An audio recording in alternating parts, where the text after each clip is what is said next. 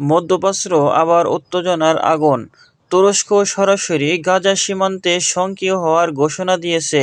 Israel Gaza সংঘাতে যখন পরিস্থিতি নিয়ন্ত্রণের বাইরে, ঠিক তখনই তুরস্কর এই পদক্ষেপ নতুন মাত্রা যোগ করেছে।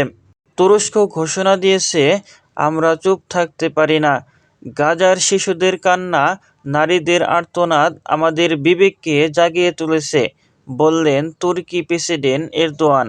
তুরস্ক মানবিক সহায়তার পাশাপাশি সামরিক উপস্থিতিও বাড়িয়েছে। ড্রোন, মেডিকেল টিম ও সীমান্তে সেনা মোতায়েন। গোপন সূত্র বলেছে, কিছু বিশেষ ইউনিট গাজার সীমান্তে ঢুকেছে। তবে তুরস্কের সরাসরি অংশগ্রহণে তেল আবিবে উদ্বেগ বাড়ছে।